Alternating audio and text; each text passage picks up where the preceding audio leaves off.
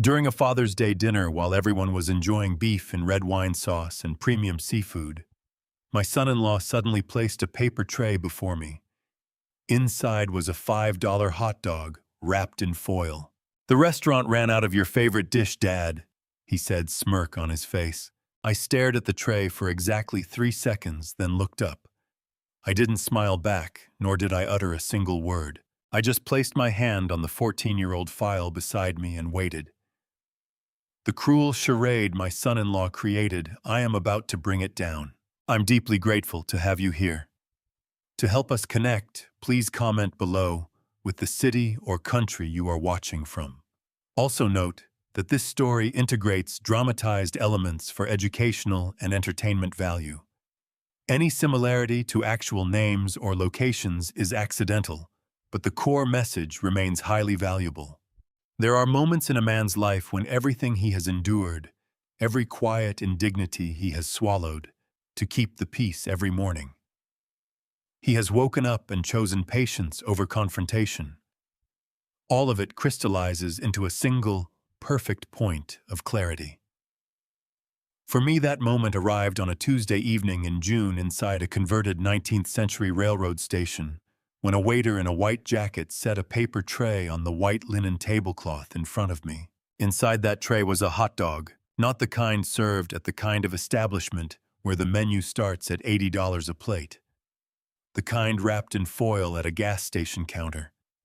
The kind that costs $4.99 and comes with a packet of mustard that nobody asked for. I looked at it for exactly 3 seconds.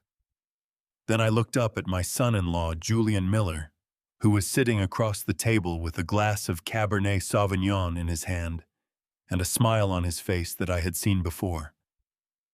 I had seen it 14 years ago, standing outside a conference room in Harrisburg, watching him shake hands with men who were supposed to know better. The Hawthorne Rail Museum had been one of the most celebrated restoration projects in western Pennsylvania. The original building dated back to 1883, a cathedral of iron and glass that had once served as the main terminal for 3 interstate rail lines. Mercer Civic had stripped it down to the bones and rebuilt it with a level of craftsmanship that made the architecture magazines call it a model for historic preservation. The private dining room where we were seated that evening could hold 40 guests in the kind of comfort that made people forget they were inside a museum at all. Crystal chandeliers hung from a restored tin ceiling. The walls displayed original rail maps behind museum glass. The floor was reclaimed white oak, refinished to a honey gold shine. Julian had chosen this venue deliberately. He always chose his stages deliberately. "Father's Day deserves the best," he had announced when he sent the dinner invitation 3 weeks earlier, using the company email account, a detail I noted and filed away the way I filed away everything Julian did that could one day be documented. "I want to celebrate the men who built this family. The men who built this family." I had read that line 4 times. Julian Miller had married my daughter Claire 8 years ago on a warm September afternoon in Philadelphia. He had worn a charcoal suit and said his vows with the kind of eye contact that makes mothers cry and fathers feel briefly that they have done something right. He was 32 years old, then already the chief executive officer of Vance Construction, the company my father had started in a converted garage in 1971, and that I had spent 20 years helping to build into one of the most respected infrastructure firms in the state. I was no longer part of that company. Julian had made sure of that, but that was a story for another moment. The story for this moment was the hot dog. My son Leo, who was seated 2 chairs to my left, had gone very still the instant the waiter set the tray down. Leo was 35 years old, a field engineer, who had inherited my eye for structural detail and his mother's stubborn loyalty to the people he loved. His jaw tightened. His right hand curled around the edge of the table, and I could see the tendons standing up along the back of his hand like cables under tension. His wife Chloe, seated beside him, placed her hand over his. It was not an affectionate gesture. Her fingers pressed down firmly, and she leaned close to his ear. "Do not," she said, her voice low and clipped. "Julian is the host tonight. Let it go." Leo's chest rose and fell in one slow, controlled breath. He looked at me. His eyes were the same dark brown as his mother's, and right now they were asking me a question I did not have a simple answer for. I gave him the smallest shake of my head. "Not yet." At the far end of the table, Julian's parents, Gerald and Patricia Miller, were engaged in a quiet conversation about whether the sea bass or the filet mignon was the superior choice. Gerald Miller was a retired commercial real estate developer from Scottsdale, a broad-shouldered man in his late 60s who wore his wealth the way some men wear cologne applied heavily and without apology. Patricia sat beside him in a silk blouse the color of champagne, working through her third glass of wine with the practiced ease of someone who had spent decades attending events paid for by other people. They had not looked up when the waiter set the tray in front of me. Victoria, my wife of 34 years, sat at the opposite end of the table from Julian. She was watching him with an expression I recognized. It was the look she wore when she was trying to determine whether something was intentional or simply careless. Victoria Vance had built her reputation on the ability to read a room. Tonight, I suspected the room was giving her information she did not yet know how to process. Julian caught my eye from across the table and lifted his glass slightly, as if toasting something private between the two of us. "They were out of the salmon," he said, nodding at the paper tray. "I asked them to put something together for you. Hope that works." He said it the way a man says something he has rehearsed to sound spontaneous. The cadence was just slightly too smooth. I reached into my memory and pulled out something I had learned in 30 years of forensic auditing. When a subject offers an explanation before you have asked for one, they have been thinking about that explanation for longer than the moment requires. Julian had planned this. My granddaughter Leo's boy, Toby, 11 years old, seated directly to my right, had been quiet throughout the opening of the meal. Toby was a serious child, the kind who observed first and spoke second, and who, when he did speak, usually said something that the adults in the room had been carefully avoiding. He had his father's eyes and his grandfather's habit of going very still when he was thinking hard. He looked at the paper tray. He looked at Gerald Miller's filet mignon still sizzling faintly on the plate. He looked back at me. "Grandpa," he said, his voice careful and low, the way children speak when they sense they are approaching something fragile. "Why don't you have the same food as everyone else?" The table shifted. Not physically, but the air in the room moved the way it moves when a question has been spoken aloud that everyone was pretending did not exist. Julian took a slow sip of his wine. Patricia Miller examined her sea bass with renewed interest. Leo's hand, still pinned beneath Chloe's, made a small involuntary movement toward the table's edge. I looked at my grandson and felt something settle inside my chest. Not anger. Anger was too simple for what I was carrying that evening. What I felt was closer to the sensation I had experienced once standing at the base of a bridge whose main support had been compromised by 17 years of undetected erosion, the absolute technical certainty that the structure could not hold what was being asked of it. I reached over and placed my hand on Toby's shoulder. "Stay right here with me," I said. "You are going to see something important tonight." Toby did not look away from me after I spoke.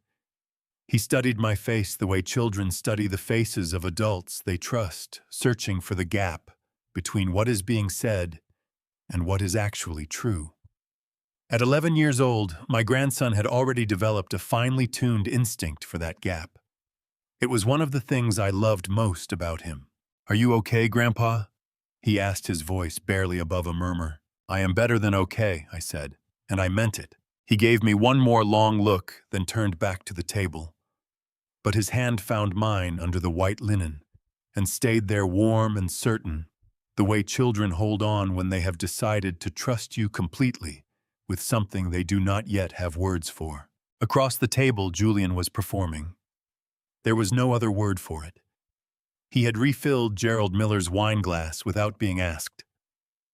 laughed at something Patricia said about a resort they had visited in Sedona, and twice redirected the conversation back to himself, with the practiced ease of a man who had spent years studying how to hold a room's attention without appearing to demand it. He was good at it. I would give him that much. But I had spent 30 years reading structures for hidden stress fractures, and Julian Miller had a tell that he had never managed to correct. Whenever he was truly comfortable, his eyes moved slowly around the table, landing on each person with the relaxed confidence of someone who believed he had already won. Whenever he was managing something, controlling a narrative, steering a reaction, his eyes moved faster. A fraction of a second less on each face, just enough to confirm that the pieces were still where he had placed them.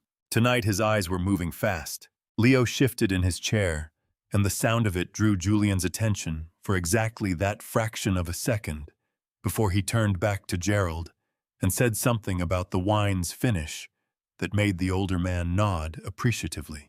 My son was a patient man by nature, but patience has a physical limit, and Leo had been pressing against his for the past 20 minutes.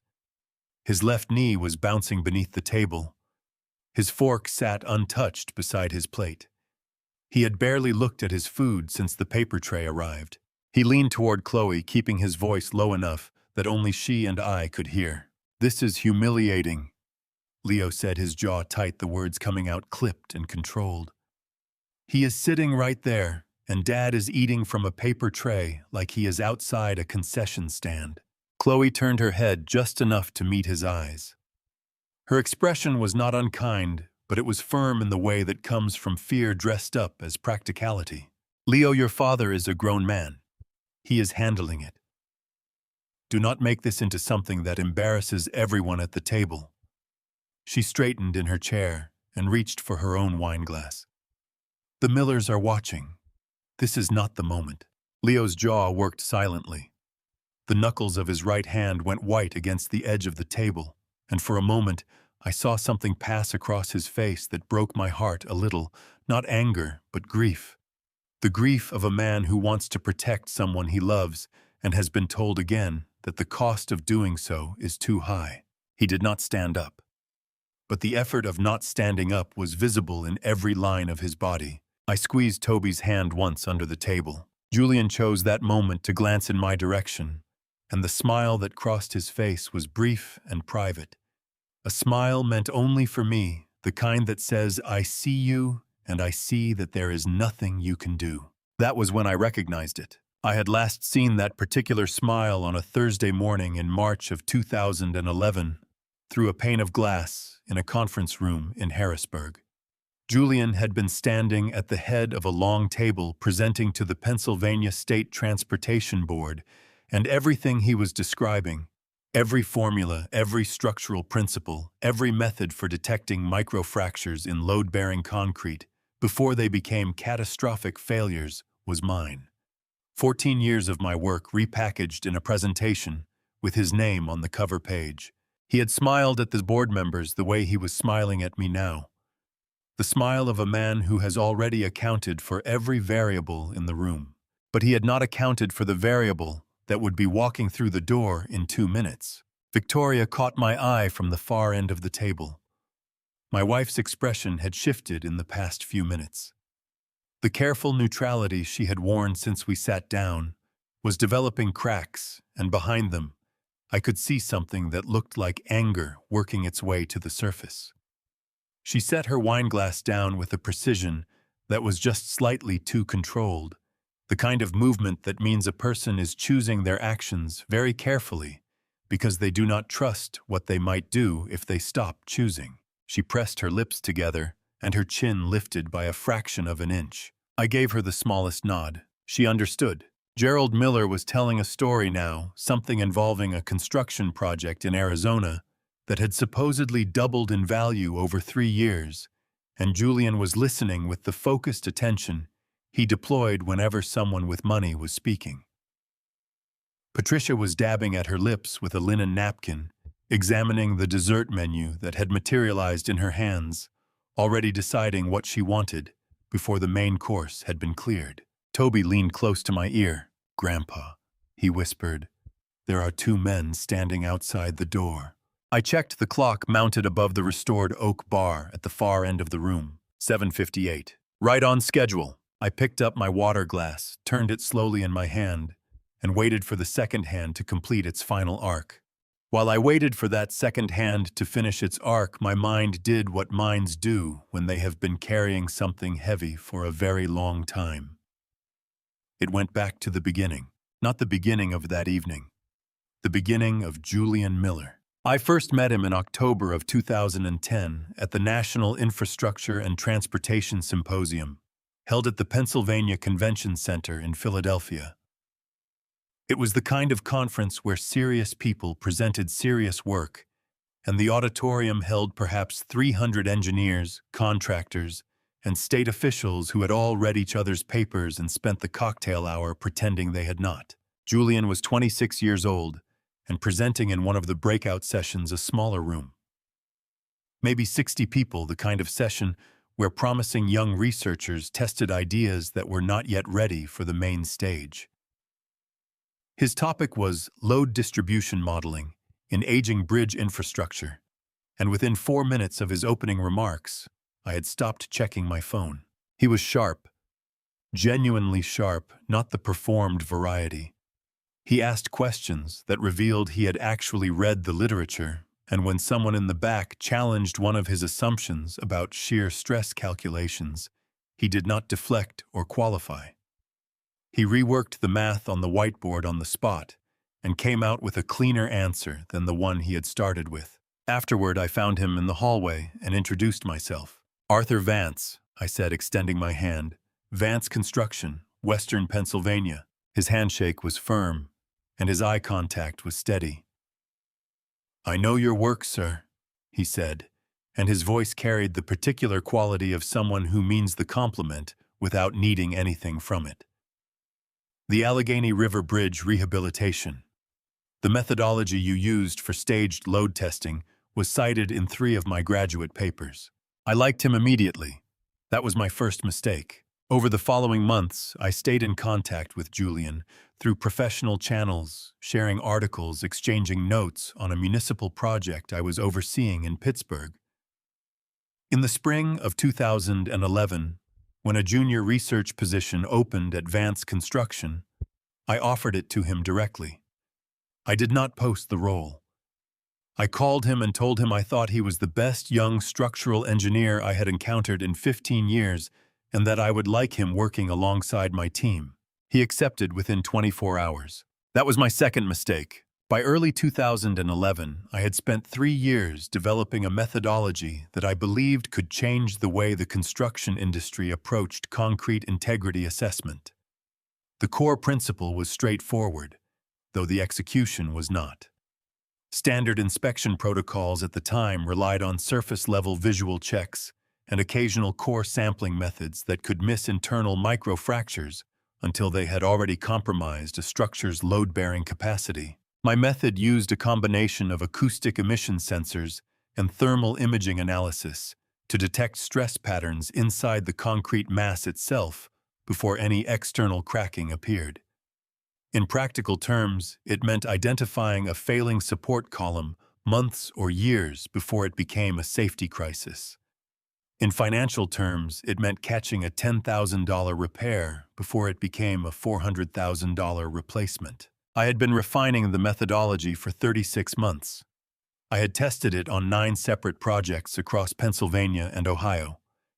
The data was solid, the documentation was thorough, and I was 6 weeks away from presenting it to the Pennsylvania State Transportation Board as a proposed standard for all state-funded infrastructure projects.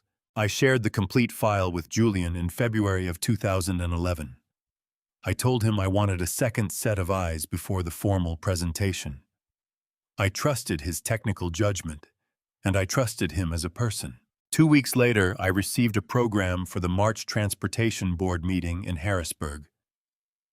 Julian Miller's name was listed as the presenting researcher for a methodology called the Miller Structural Integrity Assessment Protocol. I read that title 3 times before my hands stopped shaking. I drove to Harrisburg alone on a gray Thursday morning and stood outside the conference room door, watching through the glass panel as Julian presented every principle, every formula, every case study I had spent 3 years developing.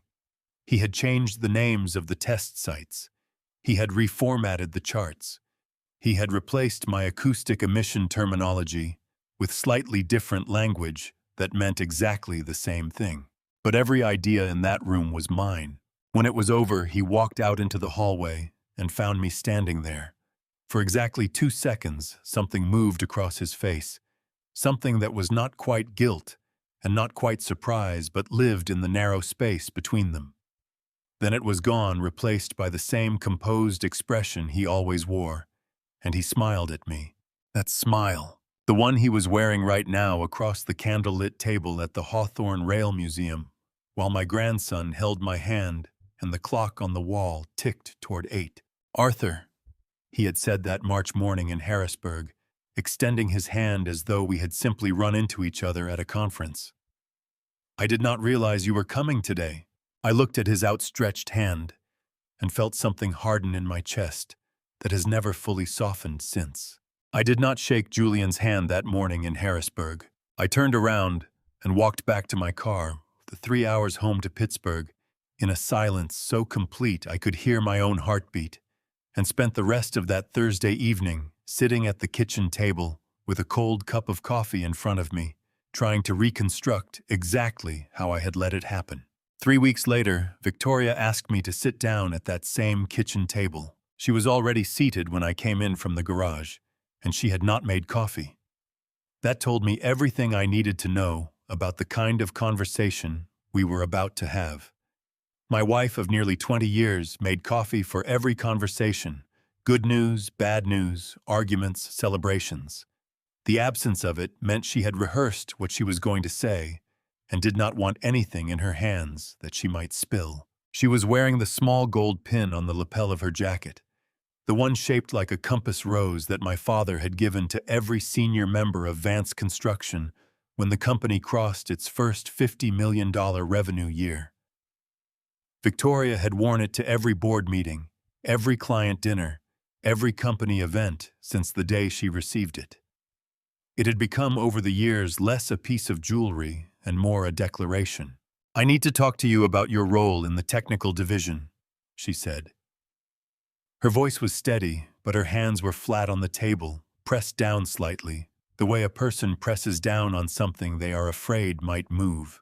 "Then talk," I said. I pulled out the chair across from her and sat down. She held my gaze for a moment, and I saw something there that I had not seen in all the years we had built this company together: uncertainty about me. Not about the situation, not about Julian, about me. "Julian came to me last week," she said. "He brought documentation, time-stamped server logs showing that the methodology file was created under his credentials. Notes from 3 colleagues who say they reviewed early drafts with him over the past year." Her voice tightened slightly on the next words, as though they cost her something to say.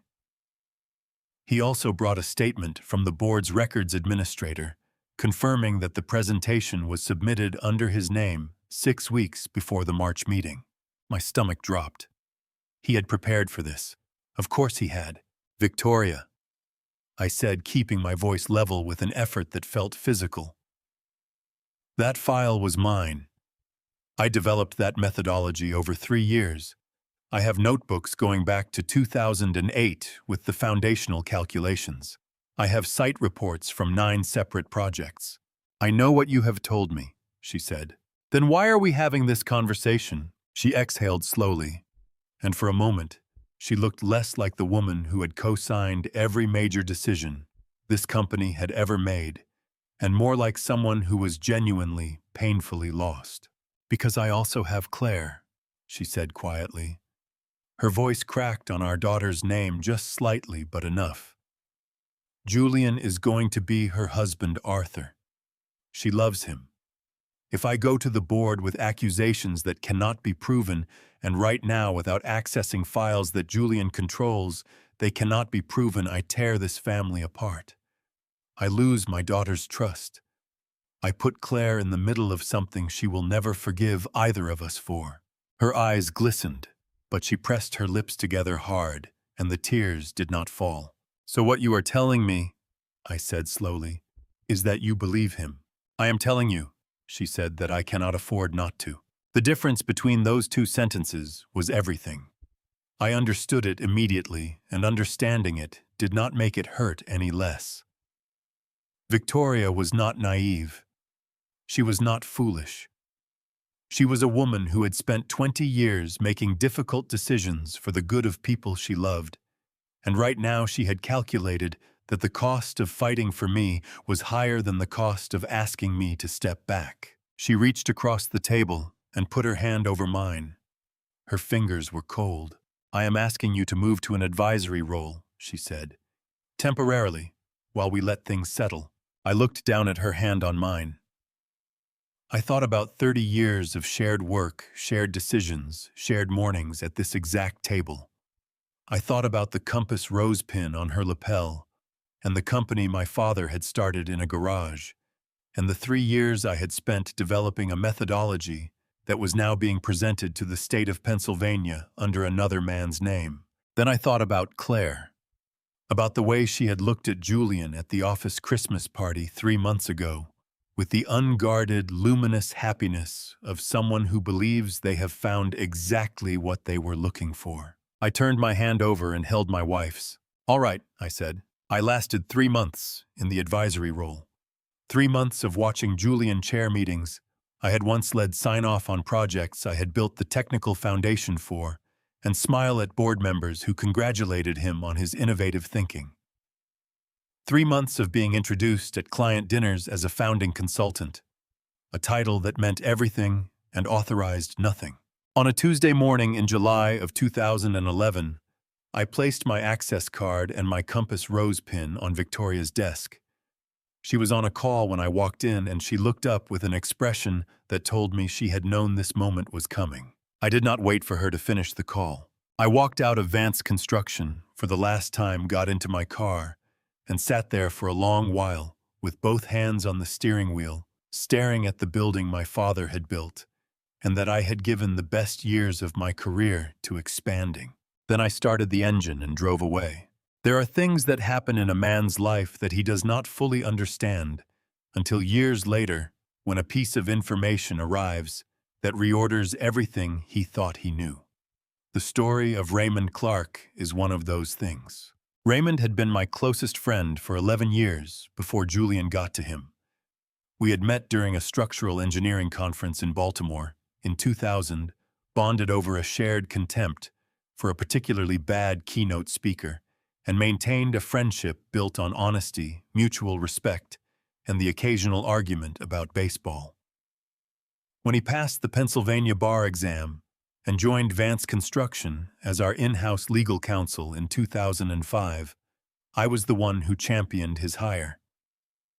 I trusted his judgment, the way you trust the judgment of someone who has never given you a reason not to. He was also, at the time I am speaking of, engaged to my daughter Claire. They had been together for 3 years, a quiet, steady relationship that had developed the way good things sometimes do, without drama or urgency, just two people who fit together well, deciding to build something permanent. Claire had introduced him to me with the careful pride of someone presenting something valuable and hoping it will be recognized. I recognized it immediately. Raymond Clark was the kind of man who kept his word, and in my experience, that quality is rarer than any technical credential. In May of 2011, Julian sent Raymond an email. I did not know this at the time. I learned it 14 years later from Raymond himself on a morning that changed everything. But the effect of that email reached me within days of its arrival through my daughter's voice on the telephone, cracked open with a grief she could not explain. I did not know what happened behind closed doors. All I knew was that within days of Julian's presentation in Harrisburg, a sudden freezing distance grew between Raymond and my daughter. Raymond, who had always been transparent, completely shut down. He wouldn't look me in the eye at the office, and he avoided Claire entirely. The machinery of a trap had closed, and we were completely blind to it. Not with the board, not with Victoria, and not with Claire.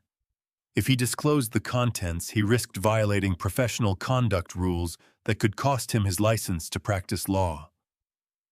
If he reported it through official channels without more evidence, he risked triggering a formal investigation that would destroy my reputation before I could defend myself. He was trapped inside a system designed to protect the innocent, and Julian had used that system as a weapon. Raymond came to see me once in June of 2011, about 3 weeks before I resigned. He sat across from me in my office with his hands folded on the desk between us, and looked at me with an expression I could not read at the time, something between sorrow and a question he could not ask. "Are you all right?" he said. "I have been better," I told him honestly. He nodded slowly. His jaw was tight. He looked like a man who was holding something very heavy and had been told he was not allowed to put it down. "Arthur," he said carefully, "if there were ever anything at all that changed the way certain information could be considered, I want you to know that I would act on it immediately." I did not understand what he meant. I thanked him for stopping by and walked him to the door, and that was the last real conversation we had for 14 years. 2 weeks after that visit, Raymond ended his engagement to Claire. He told her it was a matter of professional ethics, that his position as legal counsel for a company in which she held a family ownership stake created a conflict of interest that he could not in good conscience ignore. It was technically a defensible position. The Pennsylvania rules of professional conduct do address conflicts of interest for attorneys in corporate settings. Claire called me from her apartment that evening. She was crying so hard that I could barely make out the words, and the ones I could make out broke something in me that I am not sure has ever fully healed. "He said it was professional." She managed, her voice shaking and raw and confused, in the way that only real heartbreak sounds. "He said it was about ethics. Dad, we were supposed to get married in September. We had already picked the venue. How does someone just—" Her voice dissolved into tears, and I sat on my end of the line with my fist pressed against my mouth, because I had no answer to give her. I did not know about the email. I did not know what Raymond had received or what he was carrying. All I knew was that my daughter was crying, and that somewhere in the machinery of what Julian had set in motion, Raymond had been destroyed along with the rest of us. I wanted to tell her the truth. I had no truth to tell. "I know, sweetheart," I said, and my own voice came out rougher than I intended. "I know. I am so sorry." It was the most inadequate thing I had ever said to another human being. The first year after I left Vance Construction, I did not sleep well. That is the honest version. The version I told people at the time was that I was transitioning, reassessing, taking stock. The kind of language professionals use when they want to sound deliberate about something that is actually just survival. The truth was simpler and less dignified. I was 51 years old. I had walked away from the company I spent 2 decades building, and most mornings I woke up at 4 a.m. with the particular clarity that comes from a mind that has been working through something painful while the body was trying to rest. I started my own firm in the fall of 2011 out of a 2-room office in a converted warehouse in Lawrenceville, a neighborhood in Pittsburgh that had not yet finished deciding what it wanted to be. I named it Vance Forensic Consulting. No partners, no associates. Just me, a drafting table, 3 filing cabinets, and 30 years of structural engineering knowledge that no one could take a patent out on. Forensic construction, auditing the discipline of examining buildings, bridges, and infrastructure projects to determine whether failures or financial irregularities resulted from incompetence, negligence, or deliberate fraud, was not a glamorous field. It did not generate the kind of work that got written up in architecture magazines or cited at transportation board meetings. It generated phone calls from insurance adjusters, municipal attorneys, and project managers who had discovered, usually too late, that something they had trusted had been compromised. I was good at it. Better, it turned out, than almost anyone else operating in Western Pennsylvania at the time. The first client was a small municipality outside of Pittsburgh that needed someone to explain why a newly constructed pedestrian bridge was producing stress. Sounds it should not have been producing at standard load capacity. I found the source of the problem in 4 days, a combination of undersized anchor bolts and concrete poured below the specified temperature threshold, which had compromised the curing process and reduced the load-bearing capacity by nearly 20%. I wrote the report, testified at the subsequent hearing, and charged them a fair rate. They recommended me to the next client. That client recommended me to the one after that. By 2015, Vance Forensic Consulting had a waiting list. I continued developing the concrete integrity methodology in the evenings in the same 2-room office after the workday was done. I had rebuilt the foundational documentation from scratch, working from my original handwritten notebooks, the ones Julian had not known existed, because I had always kept my early-stage research on paper before transferring it to digital files. By 2017, the methodology was more refined than it had been in 2011, tested against a wider range of structural conditions, and documented with a thoroughness that would have been difficult to dispute. I did not try to resubmit it to the State Transportation Board. Not yet. I was waiting for something I could not fully articulate, a moment when the ground would be solid enough to stand on. I watched Julian's projects from a distance, the way a structural engineer watches a building that has been constructed with materials he does not trust. His name appeared regularly in state infrastructure announcements, in contract awards, in the kind of press releases that companies issue when they want the public to associate a person with success. He had expanded Vance Construction's revenue significantly. He had won 2 industry awards. He had, by every external measure, become exactly what he had presented himself as being. I filed everything I found in a folder I kept in the bottom drawer of my desk. It was not evidence, not yet. It was pattern recognition, which is a different thing. Pattern recognition is what you do when you know something is wrong, but you cannot yet prove it. In 2019, my son Leo graduated from Penn State with a degree in civil engineering and accepted a position at Vance Construction. Leo was 23 years old, tall like his mother's side of the family, and possessed of a directness that had gotten him into trouble in classrooms since he was 8 years old, and had not yet learned that teachers did not always want the most accurate answer, they wanted the most convenient one. He called me the evening after his first week. "Dad," he said, and I could hear the complicated mixture of excitement and uncertainty in his voice. "Everyone here says you left because you wanted more freedom, that you preferred independent work." A pause. "Is that true?" I was sitting at my desk in the Lawrenceville office, looking at the folder in the bottom drawer. Leo was 23. He had his whole career in front of him. He had grown up watching me work, watching me come home late from project sites and spread drawings across the kitchen table. And somewhere in that childhood, he had decided he wanted to build things too. He had made that decision with the clean, uncomplicated enthusiasm of someone who had not yet learned what it cost. I was not going to hand him that cost before he had even started. "Something like that," I said. "How is the work?" His voice brightened immediately. He told me about the projects, the team, the senior engineer who had already taken him out to 2 field sites and shown him things they did not teach at Penn State. He talked for 20 minutes without stopping, the way young people talk when they are doing something they love for the first time. I listened to every word. I asked questions. I laughed when he described getting his boots stuck in a drainage ditch on his second day. When we hung up, I sat for a long time with the phone in my hand. Then I opened the bottom drawer and looked at the folder. Julian was going to turn on Leo eventually.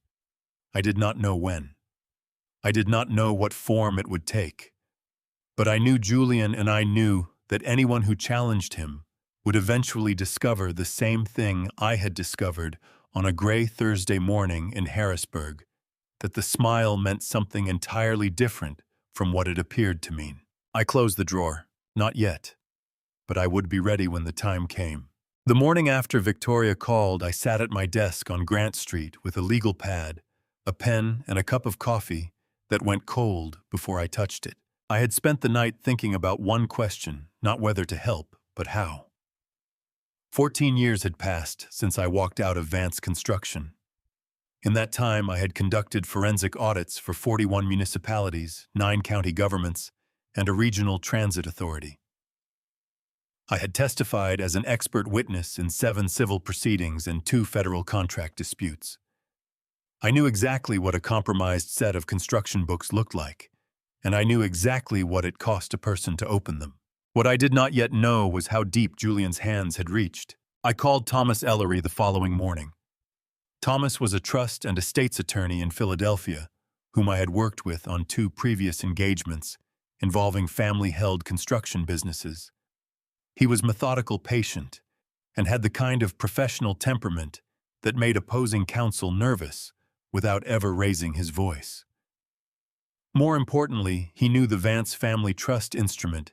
He had drafted the amendment that Victoria had signed in 2018, the one that established the role of independent trust protector. "Do you remember the clause we built into the Vance Trust?" I asked him. "Section 14, Thomas said without hesitation. "The independent trust protector provision. Triggered by documented evidence of fiduciary misconduct by any officer with signatory authority over trust assets. I need to understand what that triggers exactly if evidence is produced." Thomas was quiet for a moment. I heard the sound of papers being moved on his end of the line. "If you come to me with a documented forensic audit showing fiduciary misconduct," he said carefully, "Section 14 allows the trust protector, which if memory serves is you, to file a petition to temporarily suspend the voting rights of the implicated officer pending an independent board review. It is not a permanent action, it is a procedural freeze, but it is legally binding under Pennsylvania trust law, and it cannot be undone by a board vote alone." "How long does the freeze hold?" "Up to 5 months pending resolution by the court or the board, whichever comes first." I wrote the number 5 in the margin of my legal pad and drew a circle around it. Victoria and I met in person 3 days later, not at the Vance Construction offices and not at the family home. We met at a coffee shop in Sewickley, a quiet borough north of Pittsburgh, where neither of us was likely to be recognized by anyone connected to the company. She arrived before me sitting at a corner table with her hands wrapped around a ceramic mug. She looked older than I remembered, and something in her posture had changed the confidence she had carried for 30 years, as the head of a family enterprise had been replaced by something more careful, more exhausted. "Julian filed the quarterly reports himself this year," she said before I had finished pulling out my chair. "He told the board the firm had switched to a streamlined internal accounting process. He removed the external auditor in February. He said it was a cost-saving measure." "He removed the external auditor," I repeated, "in February." Her voice did not waver, but her hands tightened around the mug. "I did not stop it. I want you to know that I understand what that means, that I did not stop it." I looked at her for a long moment. There were things I could have said. I chose not to say them. "I will need full access to every financial record from 2020 onward," I told her. "Every subcontractor invoice, every grant disbursement, every payroll record. I will need login credentials for the accounting system, copies of the original project contracts, and the contact information for whoever served as external auditor before Julian removed them. I can get you all of that. I will also need you to sign a formal engagement letter retaining Vance Forensic Engineering as the independent auditor of record. That protects both of us legally." She signed the engagement letter the following afternoon. I spent the month of December 2023 and all of January 2024 reviewing the preliminary documentation Victoria provided: invoices, contract summaries, payroll registers going back 4 years. I was not yet looking for conclusions. I was looking for patterns. And patterns, in my experience, are never subtle once you know what to look for. They announce themselves in the spacing between numbers, in the regularity of round-figure billings, in the appearance of vendor names that carry no digital footprint. By February of 2024, I had identified enough irregularities to justify a full forensic engagement. I brought in 2 certified forensic accountants from a firm in Philadelphia, professionals I had worked with, before people with no prior connection to Vance Construction or any of its subsidiaries. Together, the 3 of us spent the next 4 months building a document trail that would hold up in any courtroom in the state of Pennsylvania. By the time we finished in late April of 2025, the report was 217 pages long. I printed the final copy myself on a Tuesday morning in the small back room of my Grant Street office. Deborah had come in early that day. She set a fresh cup of coffee on the corner of my desk without saying a word, which was her way of acknowledging that something significant had just been completed. I held the bound report in both hands and thought about the number on page 43, $876,000, distributed across 3 subcontractor accounts. 3 companies whose names, addresses, and tax identification numbers led after careful investigation to the same place. Nothing. I had pulled the Pennsylvania Business Registration Database. I had run federal contractor verification searches. I had contacted the state licensing board.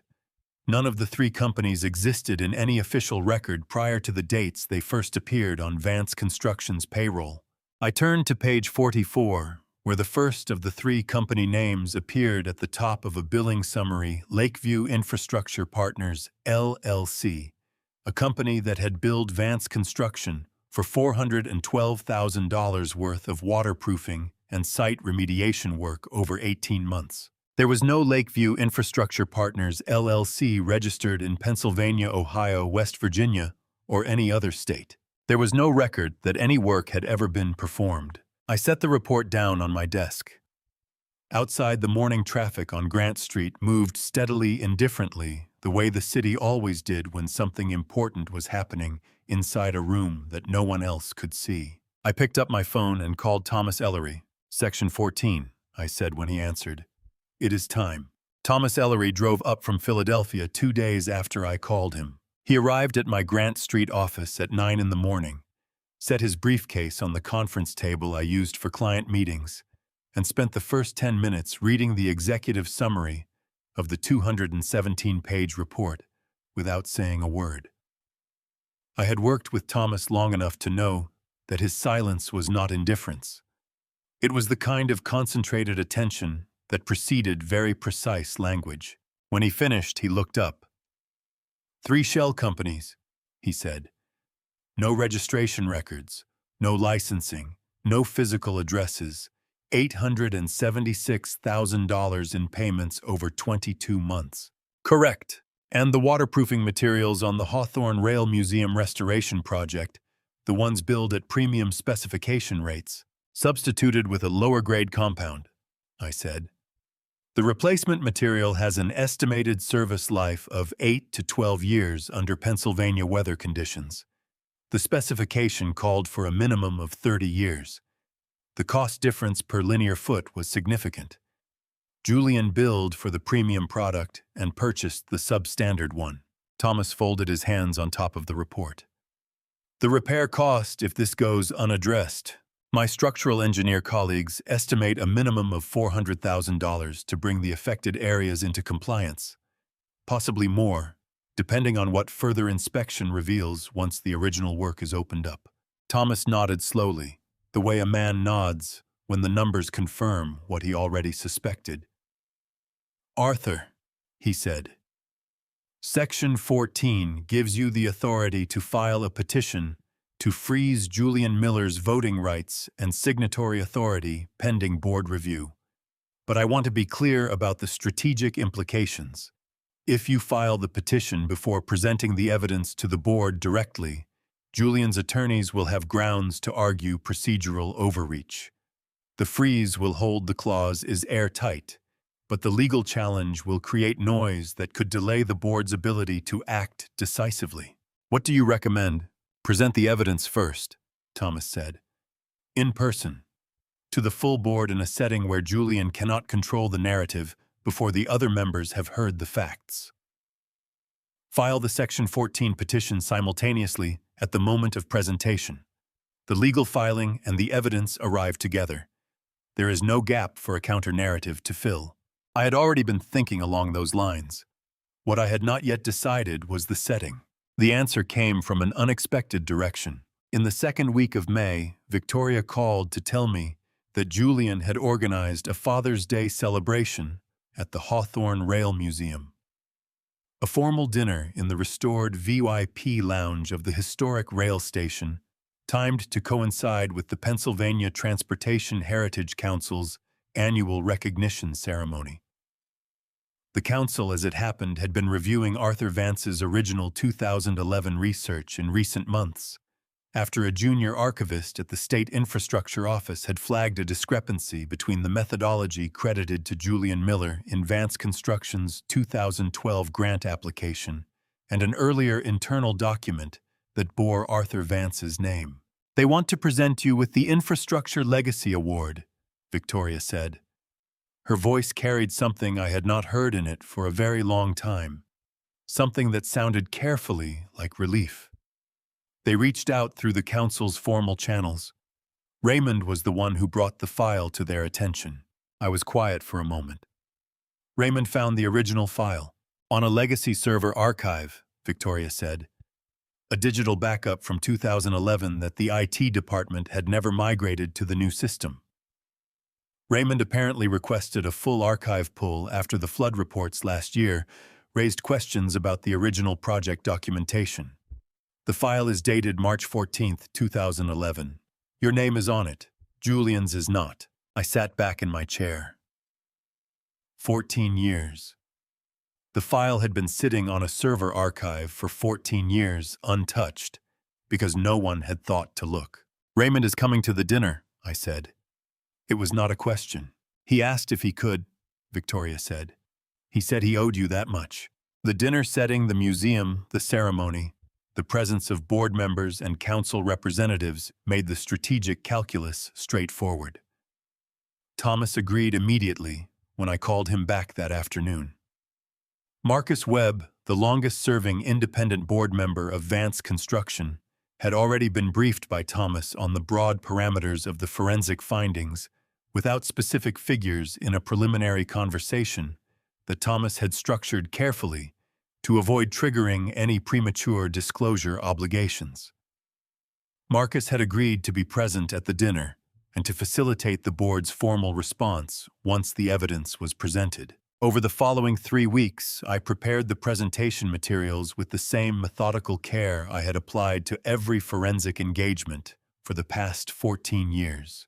I organized the 217 pages into a presentation sequence. The party billing irregularities, first the $18,400 dinner invoice that included charges for guests who were not present. Then the shell company payments, then the waterproofing fraud, then the structural implications. I had the key financial data formatted for display on a standard AV screen, the kind that the museum's restored VIP lounge had installed as part of the renovation. I also prepared a separate, smaller document, a 2-page filing petition addressed to the Commonwealth of Pennsylvania Court of Common Pleas, Allegheny County. Thomas had drafted it. All it needed was the right moment. On the morning of June 15, 2025, I put on a suit I had not worn in 3 years, packed the blue folder containing the printed presentation, and drove to the Hawthorne Rail Museum. Deborah had offered to come. I told her it was not necessary. Call me when it's done, she said. You will know when it is done, I told her. Everyone will. I arrived at the museum at 4 in the afternoon, 3 hours before the dinner was scheduled to begin. The building was exactly as I remembered it from the restoration plans I had reviewed years earlier. High ceilings, restored ironwork, the smell of old timber and new varnish. A staff member showed me to the VIP lounge. The tables were already set. The lighting was warm and amber, the kind designed to make everyone in the room look comfortable.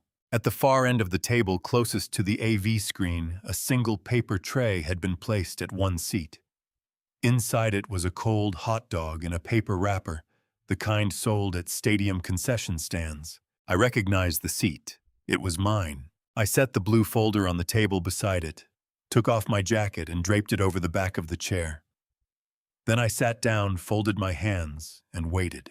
The first person to walk through the door of the VIP lounge was not Julian. It was Toby. Toby sat right beside me, his small hand remaining steady and warm under the linen tablecloth, just as he had promised. The atmosphere in the private dining room grew suffocatingly dense as the rest of the family took their seats.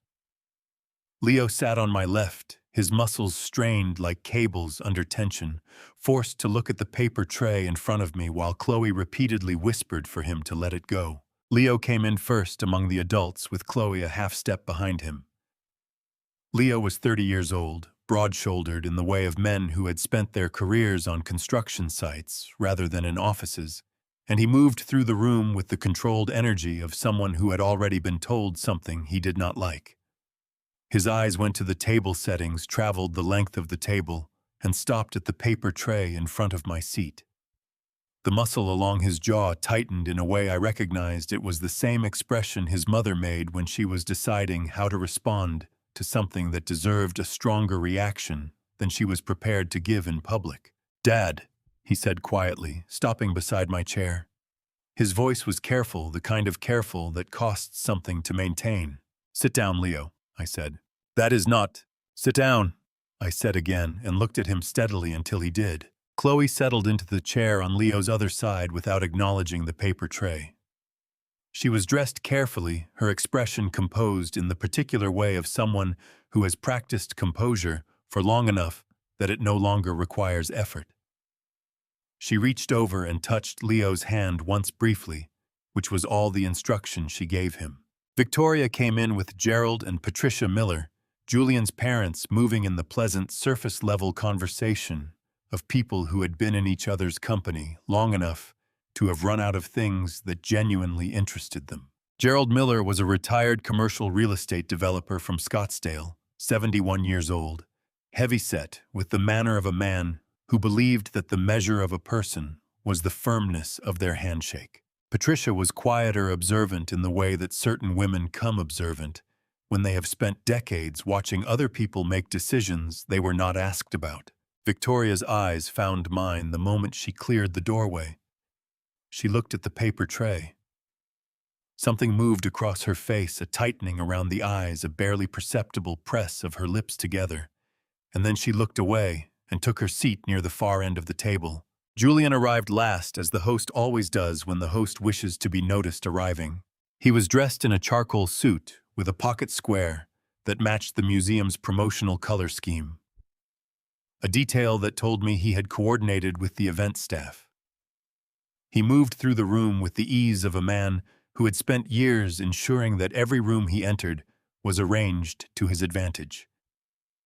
He shook hands with the council representatives, exchanged a word with Gerald Miller, and stopped at the head of the table with a broad, encompassing smile that included everyone and committed to no one. His eyes passed over me the way they passed over the furniture. Then they dropped to the paper tray. The smile did not change. That was the part I noted most carefully, that the smile did not change. It simply settled like something that had found its intended position, and Julian moved on to greet the next person in the room. Raymond Clark entered quietly from the side corridor that connected the lounge to the museum's administrative offices. I had arranged for him to arrive separately through the museum staff entrance and to take the seat nearest to the AV panel at the room's far wall. He was 53 now, with gray at his temples and the unhurried movements of a man who had learned that most things worth doing were worth doing without rushing. He did not look at Julian. He sat down, opened the leather portfolio he carried, and placed a single document face down on the table in front of him. He looked at me once across the length of the table. I gave him a small nod. At 7:45, the Pennsylvania Transportation Heritage Council representative presented the Infrastructure Legacy Award. He spoke for 4 minutes about the correction of a long-standing historical record about the importance of attribution in engineering research and about a methodology developed in 2011 that had since influenced structural inspection protocols in 11 states. He did not mention Julian Miller's name. He did not need to. When he placed the award in my hands, I heard Patricia Miller at the far end of the table draw a slow breath. I set the award on the table beside the blue folder. At 7:58, Marcus Webb, seated 2 positions to Julian's left, looked across the room at me. He did not smile. He did not gesture. He simply gave one deliberate nod, the kind that means whenever you are ready. I looked at the paper tray in front of me. I looked at the blue folder beside it. Then I looked at Julian Miller, who was laughing at something Gerald had said, comfortable in his chair at the head of the table, entirely certain that the night was going exactly as he had planned. I reached for the folder. Before I reveal the brutal showdown that completely dismantled this narcissistic son-in-law right at the dinner table, please comment "still here" or the number 217, so I know you are still walking this path of justice with Arthur. Also, please note, the upcoming events contain dramatized elements crafted for educational purposes and may not fully align with reality. If you prefer not to witness the dark corners of human nature, feel free to stop the video right here. I did not stand up dramatically. I did not raise my voice or strike the table or do any of the things that a person might do if they had spent 14 years waiting for a moment and had confused the waiting with the need for theater. I simply picked up the blue folder, pushed back my chair with a sound that was quieter than the conversation around me, and stood up. It took approximately 4 seconds for the room to notice. Toby noticed first, because children always notice movement before adults do. He looked up from the bread roll he had been quietly dismantling and watched me with the focused attention he usually reserved for things he found genuinely interesting. Leo noticed next, his head turned with the speed of someone who had been monitoring the room out of the corner of his eye for the past hour. Victoria noticed third, and the expression that crossed her face was not surprise. It was the expression of someone who has been standing at the edge of something for a very long time and has finally seen the first step taken. Julian noticed last. He had been mid-sentence in a conversation with Gerald Miller about a highway infrastructure contract in the western part of the state, and he finished the sentence before he turned a deliberate choice, I suspected, designed to signal that whatever was happening at the other end of the table was not important enough to interrupt him. When he did turn, his expression was pleasant and inquiring, the expression of a man asking a wordless question he already believes he knows the answer to. "Arthur," he said with the warm authority of a host managing an unexpected interruption. "Did you want to say something?" "Yes," I said. "I do." I walked to the AV panel at the far wall where Raymond Clark sat with his leather portfolio open and a laptop connected to the room's display screen. Raymond looked at me once briefly and turned the laptop toward the screen. The display came to life. The first image was simple, a scanned invoice enlarged to fill the screen. At the top, in standard billing format, were the words Hawthorne Rail Museum Restoration Project, Executive Hospitality Event, Invoice Number 2, 024-HRM-0089. The date was November 14, 2024. The total at the bottom of the page read $18,400. 7 months ago, I said, addressing the room at a conversational volume, not loud, not soft, the tone I used when presenting findings to a municipal board. Vance Construction hosted an executive hospitality dinner at this museum. The dinner was charged to the Hawthorne Rail Museum Restoration Project budget, which is partially funded by a Pennsylvania state infrastructure grant. I paused to let that land. The invoice total was $18,400. Gerald Miller shifted in his seat. Patricia was very still. The invoice, I continued, itemizes meals and beverages for 26 guests. However, the sign-in record for that evening, which the museum's event coordinator provided to my firm, as part of a standard documentation request, shows 19 people in attendance. The remaining 7 were billed, but not present.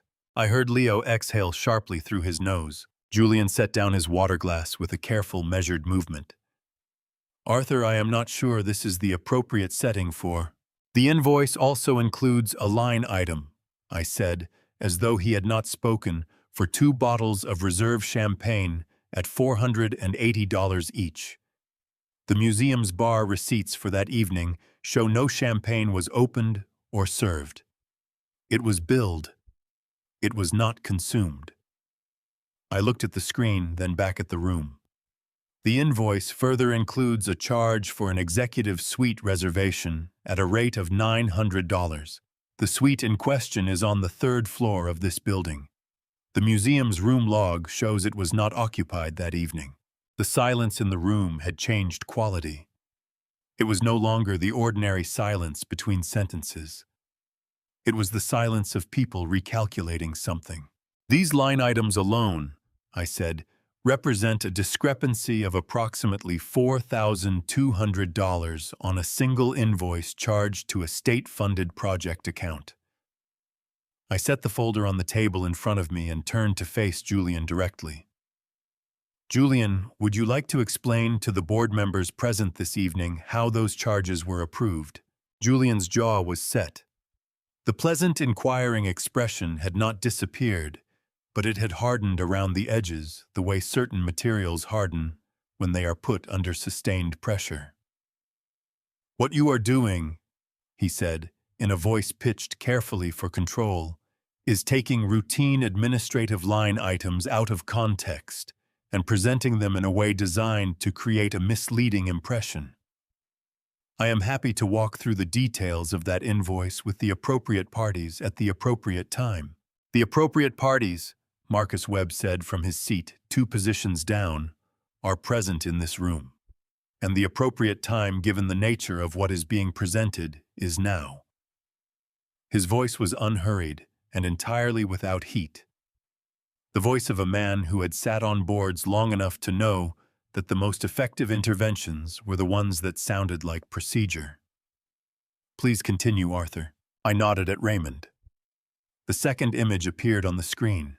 It was a spreadsheet, 22 rows, 6 columns, each row representing a separate billing entry tied to the Hawthorne Rail Museum restoration project over a period of 22 months.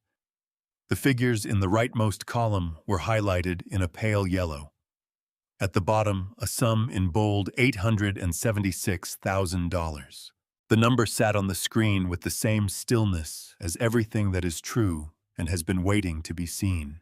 The invoice, I said quietly, was only the first page. The number stayed on the screen for a long moment. $876,000 is not an abstract figure. It is the kind of number that a person can hold in their mind with precision, not the way they hold a concept, but the way they hold something with weight and dimension. I had learned over 14 years of presenting forensic findings to boards and municipal councils that the most effective thing a person can do after placing a significant number in front of a room is to say nothing for approximately 5 seconds. Not for drama. Because 5 seconds is the minimum amount of time it takes for a number of that magnitude to travel from the eyes to the part of the mind where consequences live. I counted to 5. Then I said, $876,000 was paid by Vance Construction over a period of 22 months to 3 subcontracting companies.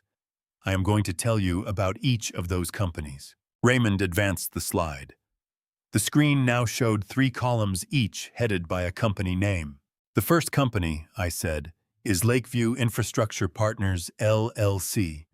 According to the invoices submitted to Vance Construction, Lakeview performed waterproofing and site remediation work on the Hawthorne Rail Museum restoration project over a period of 18 months. They billed $412,000 for that work. I paused. My firm searched the Pennsylvania Business Registration Database, the Ohio and West Virginia Commercial Registries, the Federal System for Award Management Database, and the IRS tax identification number verification system. Lakeview Infrastructure Partners, LLC, does not exist in any of those records. It has never been registered as a business entity in any state. Gerald Miller's hand, which had been resting on the table, moved to his knee. The second company, I continued, is Ridge Valley Construction Services. They billed Vance Construction $291,000 for structural support work and materials procurement across 4 project phases. The same search process returned the same result. Ridge Valley Construction Services has no business registration, no licensing records, no physical address, and no tax identification number that corresponds to any registered entity. Patricia Miller at the far end of the table had placed both hands flat on the tablecloth. She was looking at her son-in-law with an expression I could not fully read from where I stood, something between disbelief and the particular grief of a person watching something they suspected but hoped was not true become visible in front of them. The third company, I said, is Cornerstone Site Development Group. They billed $173,000 for drainage infrastructure work. They also do not exist. Julian's voice came from the head of the table, still controlled, though the control now had a different quality, tighter, like a lid on something that was building pressure. What you are describing, he said, is a documentation error. Subcontractor records are maintained by the project management office, not by me personally. If there are irregularities in the registration records, that is an administrative matter that the payments, Marcus Webb said in the same unhurried tone he had used before, were approved by your signature. All 22 of them. He slid a single sheet of paper across the table toward Julian. I reviewed the authorization records this afternoon. Your signature appears on every payment order. Julian looked at the paper. He did not pick it up. I nodded at Raymond, and the screen changed again. The new image showed a side-by-side material specification comparison. On the left, the waterproofing compound specified in the original Hawthorne Rail Museum restoration contract, a high-density polymer membrane rated for a 30-year service life under Pennsylvania climate conditions. On the right, the compound that independent material testing conducted by a licensed laboratory in Pittsburgh in March of 2025 had identified in the actual installed work. The waterproofing material installed on the museum's foundation perimeter, I said, is not the material specified in the contract. The installed compound is a standard-grade elastomeric coating with an estimated service life of 8 to 12 years. The cost difference per linear foot is significant. The contract called for the premium product. The budget was billed at the premium rate. The substandard product was installed. I let that settle before continuing. My structural engineering colleagues estimate that correcting the installed work, removing and replacing the affected sections to bring them into contractual and safety compliance will cost a minimum of $400,000. That figure does not include any structural remediation that may be required if water intrusion has already begun in the foundation perimeter. Leo made a sound that was not quite a word. I looked at him. His face had gone through several things in rapid succession: confusion, recognition, and something that landed closest to the expression of a person who has just understood that they were used. The project, he said. His voice was rough. The Millfield Drainage Project. Last year, Julian told the board it failed the inspection because of my site management. He looked at Julian. It was the materials. You put the wrong materials in and let them write it up as my error. Julian said nothing. Leo. Chloe put her hand on his arm. Don't, Leo said without looking at her. I did not intervene in that exchange. What passed between Leo and Chloe in that moment was not mine to manage. I waited until the room had absorbed what had just been said, and then I continued. The total financial exposure from the 3 shell company payments, combined with the material substitution, and the projected remediation costs represents a significant liability against the Hawthorne Rail Museum restoration project, budget against Vance Construction's general operating accounts, and against the state infrastructure grant under which a portion of this work was funded. I closed the blue folder and set it on the table. The 217-page audit report, with full supporting documentation, has been filed with this board and with Thomas Ellery, who serves as the administrator of the Vance Family Trust. I looked at Raymond. Raymond reached for the document he had placed face down on the table at the start of the evening. He turned it over. It was a single printed page, a digital file record showing a document created on March 14, 2011, on a Vance Construction internal server. The document was titled Acoustic Resonance Defect Detection Methodology. Preliminary Research Notes. The author field read Arthur J. Vance. "There is one more thing," I said. Every person in the room was looking at the document Raymond had placed on the table. I gave them time to read the title. Not the full text, the document was face up, but at a distance, but the title and the author field were large enough to be legible from most of the seats. I watched the room the way I had learned to watch rooms over 14 years of presenting findings, not at the center where the most obvious reactions were happening, but at the edges where people revealed what they actually understood. Gerald Miller had gone very still. He was a retired civil engineer. He knew exactly what an internal research document dated March 14, 2011 meant, in the context of everything that had been presented before it. Patricia Miller was looking at Julian. Julian was looking at the document. "In March of 2011, I said, addressing the room, I completed the preliminary research notes for a structural defect detection methodology based on acoustic resonance principles. The methodology used sound frequency analysis to identify internal voids and delamination in concrete structures without requiring destructive testing. At the time, I was the lead research engineer at Vance Construction." I paused. 3 months later, Julian Miller presented that methodology to the Pennsylvania Transportation Heritage Council under his own name as part of a grant application that secured $2.4 million in state research funding for Vance Construction. The room was absolutely silent. "The file that Raymond has placed on this table," I continued, "was recovered from a legacy server archive by Vance Construction's IT department at Raymond's request in February of this year. It is a digitally time-stamped document created on the Vance Construction internal network on March 14, 2011. The metadata is intact. The author field has never been altered." I looked at the screen where Raymond had now displayed the full metadata record file creation date, last modified date network user ID, and document path. The methodology was mine. The grant application was filed 4 months after this document was created. My name does not appear anywhere in that application. Victoria made a sound that was barely audible, a short, compressed exhale, the kind that escapes before a person can decide to contain it. Her hands, which had been resting on the table, moved to her lap. "What I did not understand for 14 years, I said, was how Julian managed to ensure that no one in this family would question the attribution. I knew the methodology had been taken. I could not prove it in a way that would withstand a legal challenge, because the original file had been archived on a server that I no longer had access to after I resigned."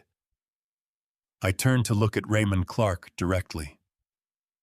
"Raymond, would you like to explain what you received in May of 2011? Raymond had been quiet since the beginning of the presentation.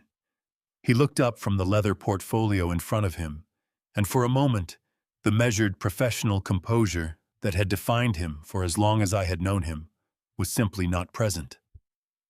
What was present instead was something more human and considerably more tired. "In May of 2011, Raymond said, I received an email on my Vance Construction professional account. The email appeared to come from Arthur Vance, It stated that Arthur had been asked by a project partner to certify test results that he had reason to believe were inaccurate, and that he was requesting that I, as in-house counsel, help him find a way to document the certification without triggering an external review. He paused. The email was fabricated. The metadata analysis conducted as part of the forensic audit shows that it was sent from a spoofed internal address created using the company's own mail server on a date when Arthur was at a conference in Baltimore. The conference registration records confirm his attendance. He could not have sent that email. Julian pushed back from the table slightly. It was a small movement, perhaps 2 inches, but in the stillness of the room it registered like something much larger. Under Pennsylvania rules of professional conduct, Raymond continued, an attorney who receives communication suggesting potential misconduct by a client or party has specific obligations regarding confidentiality and disclosure. I could not share the contents of that email with Victoria, with the board, or with Claire without violating my professional obligations. I could not tell Arthur what I had received, because doing so could have been construed as coaching a potential respondent. His voice was steady, but the steadiness was the kind that costs something to maintain. When I ended my engagement with Claire, I cited a professional ethics conflict, the standard term for a situation where an attorney's personal relationships create an irreconcilable conflict with their professional duties. It was the only explanation I was permitted to give. The silence after Raymond finished speaking was different from the silence that had followed the financial figures. The financial figures had created the silence of calculation.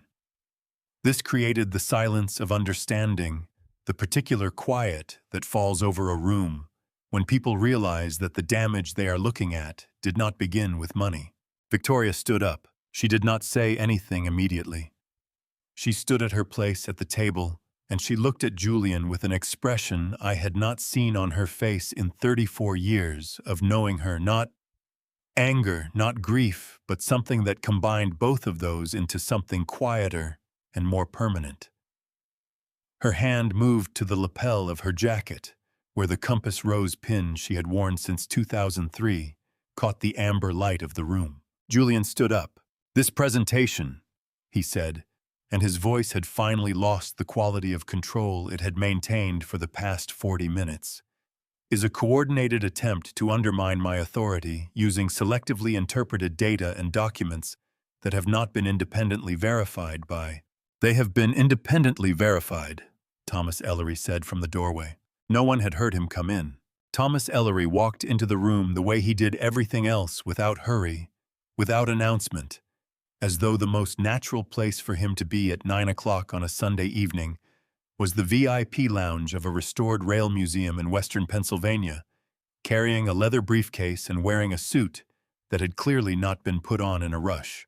He set the briefcase on the table, near the AV panel, nodded once to Raymond Clark, and turned to address the room. "My name is Thomas Ellery," he said.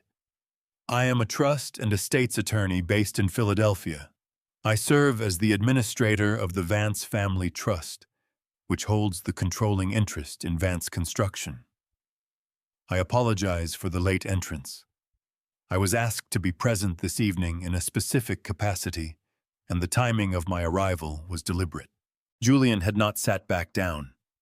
He was still standing at the head of the table, and the expression on his face had passed through several phases. In the past 30 seconds, surprise, recalculation, and something that had settled into a careful blankness that I recognized as the expression of a person who has just understood that the room they are standing in is not the room they thought it was. "Mr. Ellery," Julian said. His voice had recovered some of its steadiness. "Whatever you have been asked to present this evening, I would strongly recommend that it be reviewed by legal counsel before." "It has been reviewed by legal counsel," Thomas said pleasantly. "Specifically by me over the course of the past 6 weeks, in consultation with the Allegheny County Court of Common Pleas." He opened the briefcase and removed a document. Not a folder, not a report, but a single bound filing, the kind that courts stamp with a case number. He placed it on the table and slid it toward Marcus Webb. This is a petition filed under Section 14 of the Vance Family Trust Instrument as amended in 2018.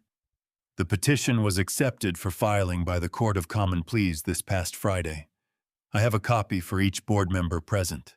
He reached into the briefcase again and produced 3 additional copies, which he distributed with the efficiency of someone who had done this many times before. Marcus Webb picked up his copy and read the first page with the focused attention of a man who understood what he was looking at.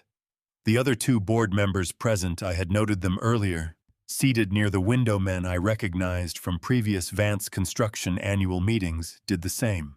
Section 14, Thomas continued addressing the room, establishes the role of independent trust protector within the Vance Family Trust.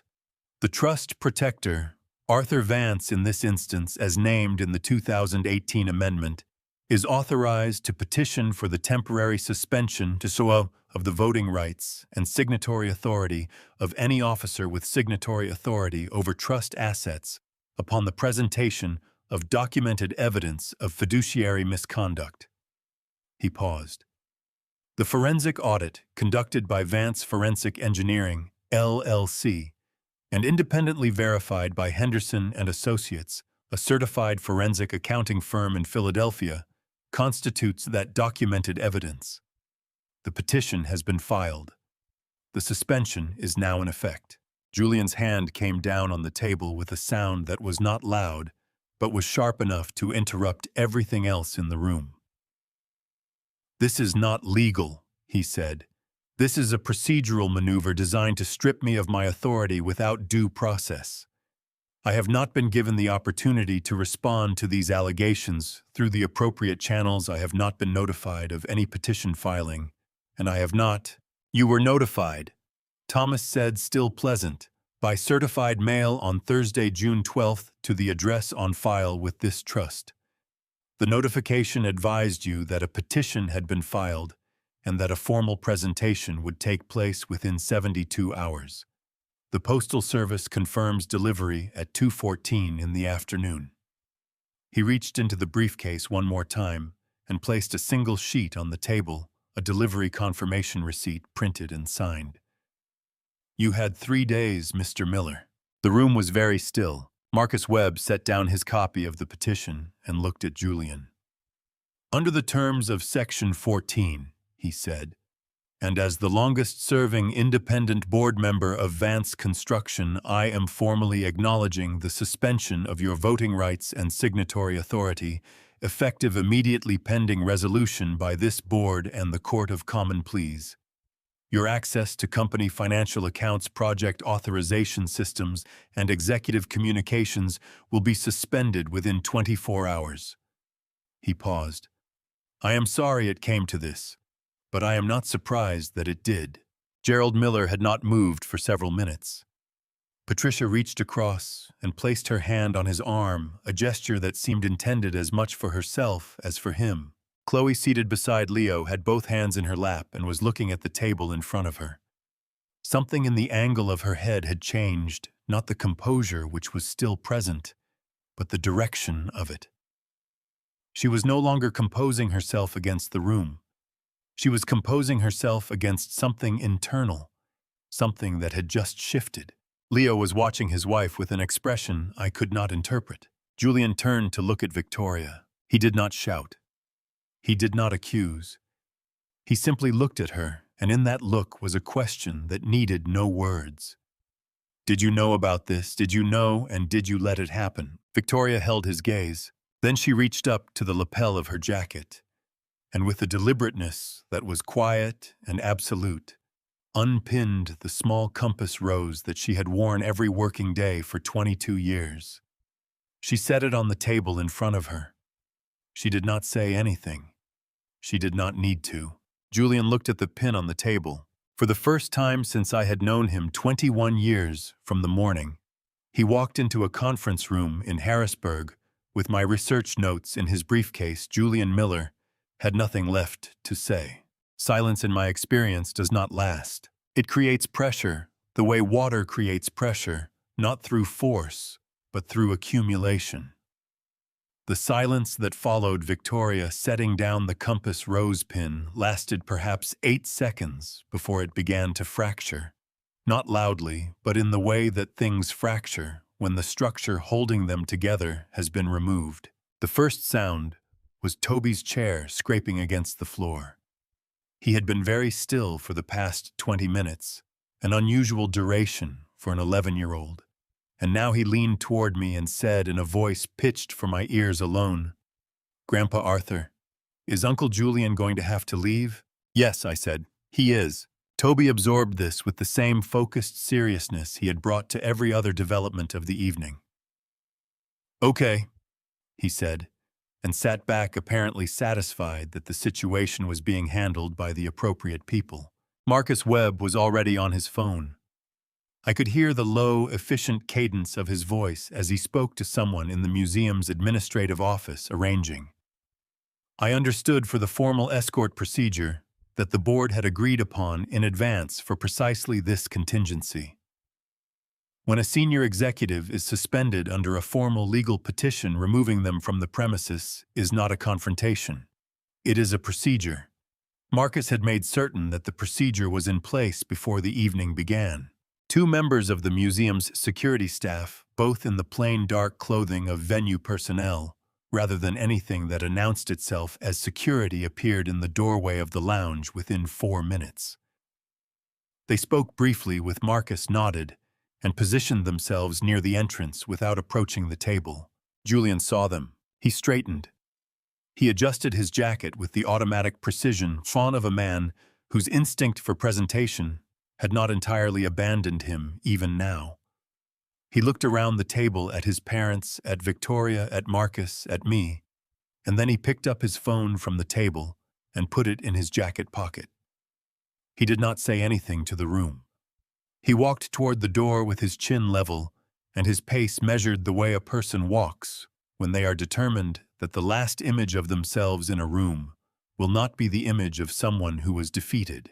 He passed within 3 feet of my chair. He did not look at me. Gerald Miller stood up approximately 30 seconds after Julian left the room. He was a man of 71, and the effort of standing showed in the way he braced one hand against the table before straightening. Patricia was already on her feet. Gerald looked at Victoria, a long look, the kind that contains many things that will never be organized into sentences.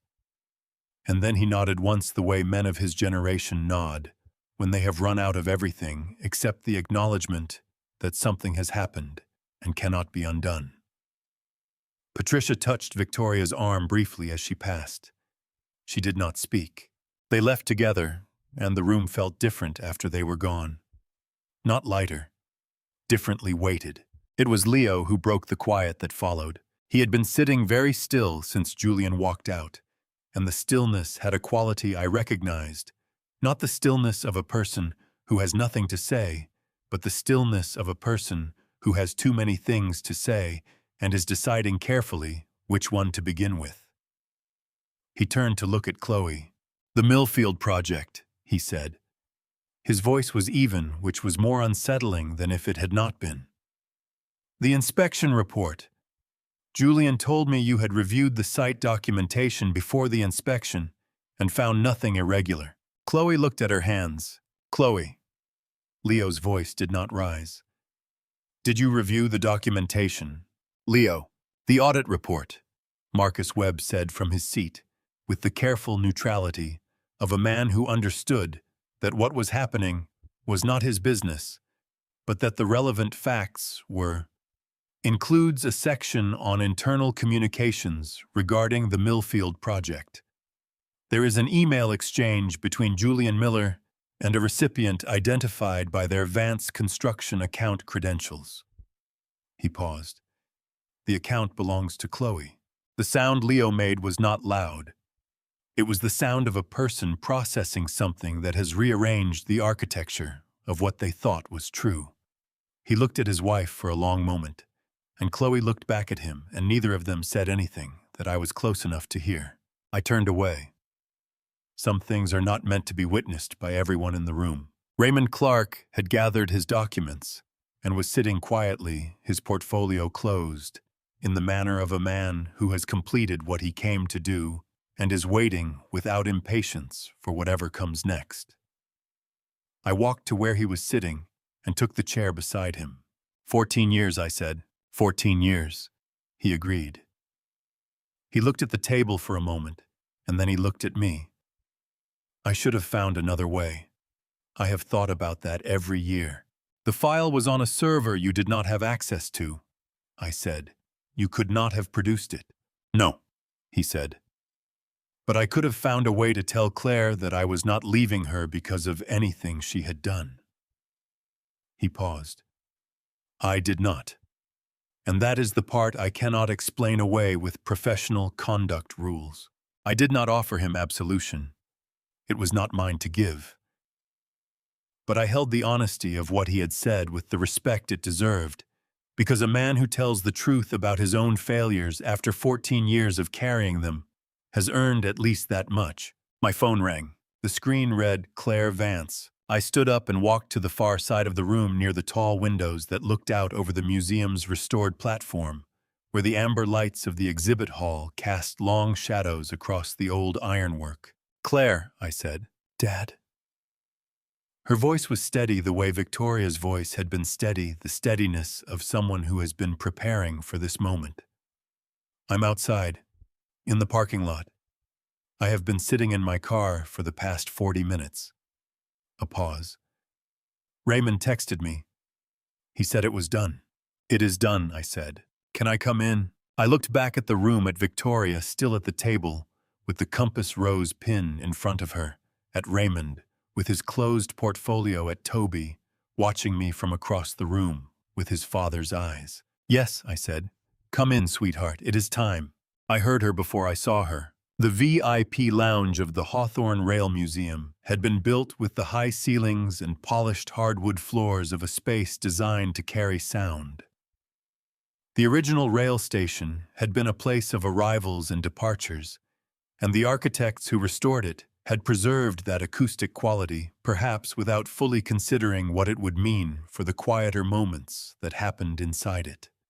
Claire's footsteps in the corridor outside were unhurried, and they carried the particular quality of someone who has been moving carefully for a long time and is still not entirely certain that the ground ahead is solid. She appeared in the doorway. She was 41 years old, and she looked like her mother in the structure of her face, and like me in the way she held herself, the slight forward lean of a person whose default posture is attention.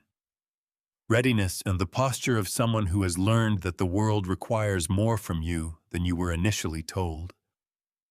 She was wearing a gray coat over a dark dress, and her hair was shorter than I remembered it from the last time I had seen her in person, which had been at a professional conference in Pittsburgh 4 years ago, a brief and careful encounter that we had both pretended was accidental. She looked at me first. Dad, she said. Just that. One word, but it carried the weight of 14 years of phone calls that had been too short, too careful, too full of the things neither of us had been able to say, while Julian Miller was still the person standing between us and the truth.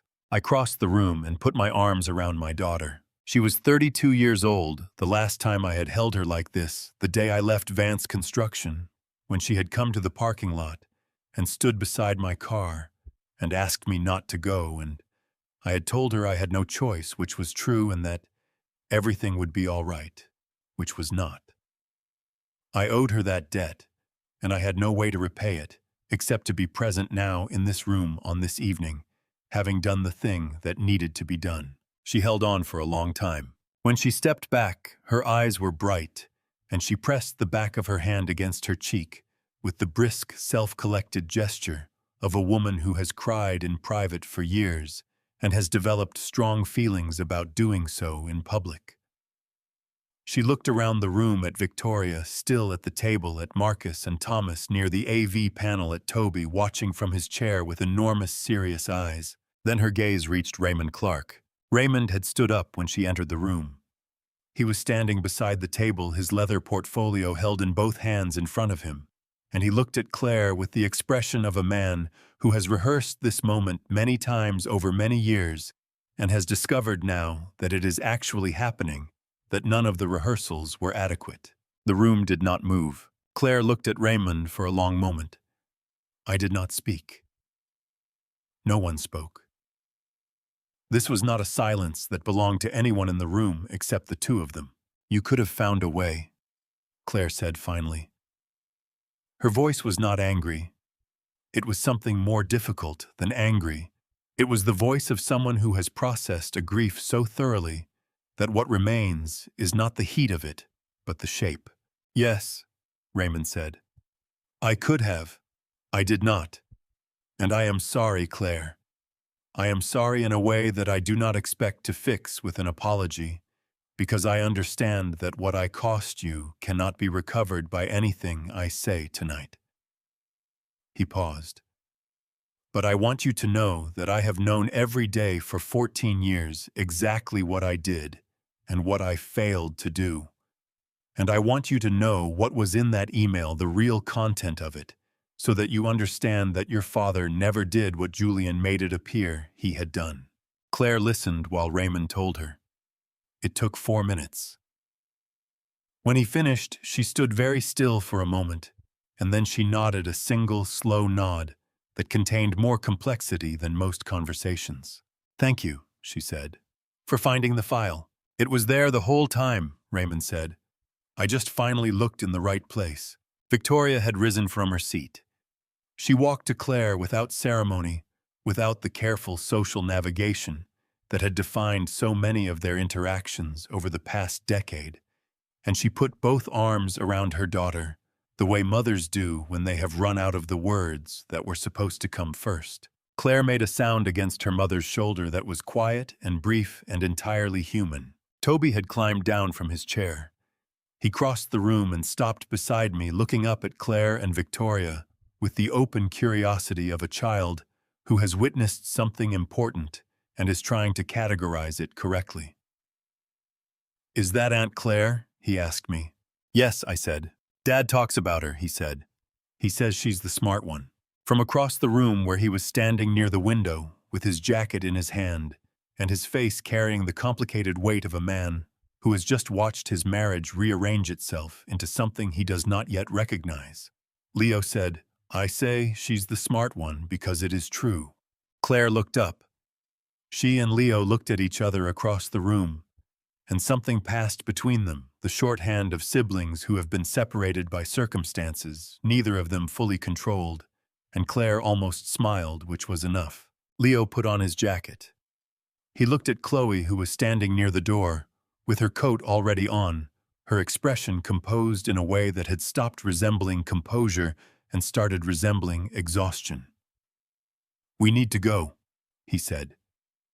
Not unkindly, but with the finality of a man who has a great deal to think about and has chosen to begin thinking about it somewhere other than this room. Chloe nodded. She did not say goodbye to anyone. After they left, the room was quieter, but not diminished. Thomas Ellery, who had been reviewing documents with Marcus Webb near the window, looked up. Arthur, Marcus said. The board will convene tomorrow morning at 9 o'clock. Emergency session, Vance Construction's main conference room. He paused. We will need you there. I looked at the blue folder still sitting on the table beside the paper tray with the cold hot dog in it. Someone had moved the tray to the end of the table at some point during the evening. I had not noticed when. I will be there, I said. Marcus nodded and returned to his conversation with Thomas.